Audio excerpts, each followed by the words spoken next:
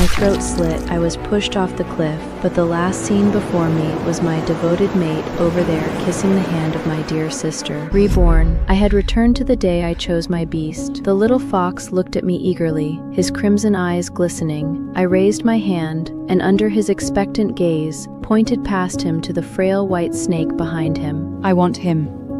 You don't want me anymore? I had returned back to the day of the choosing, vendors shouting in the black market, voices clashing with the snarls of caged beastmen. The truth is clear. I had returned to the day Father had brought us to the black market to choose. Pack's unspoken blood law. Every young man and woman, 3 years before coming of age, personally select an equally young beastman as their future mate.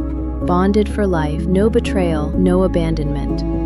Beastmen matured much quicker than humans. A puppet's love was to prevent a bonded beastman from growing into a resentful predator, but I had never fully understood why. Beastmen ranked beneath humans, caged and passive, waiting to be claimed like livestock. So why would our bloodline insist on binding us to them?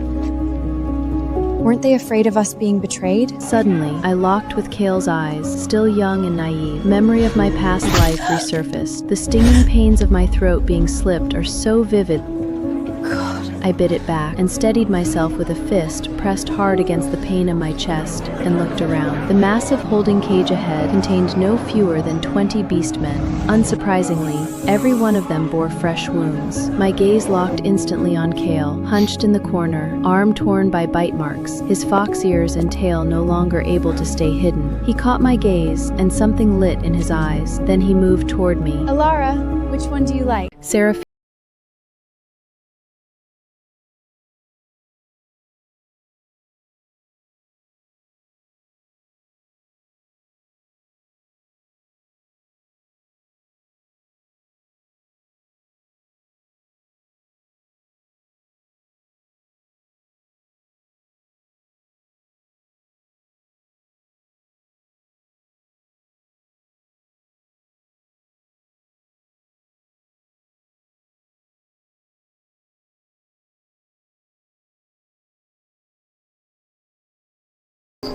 Laying a trap she'd been tightening for years. Watching Seraphina now, poised as a flower, I understood perfectly. This was the moment Kale had first set his sights on her. Seraphina spotted Kale too and murmured, "You've always had a taste for pretty things.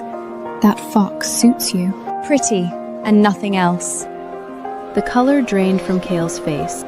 In my last life, those words had fallen from Seraphina's lips, and they had shattered him on the spot. This time was no different. He stared at me, ashen, his eyes flooding with disbelief. A question stirred in my gut. Seraphina gave a small smile, drifted away, and began her own careful selection. Just as in my last life, she chose the powerfully built Shadow Wolf.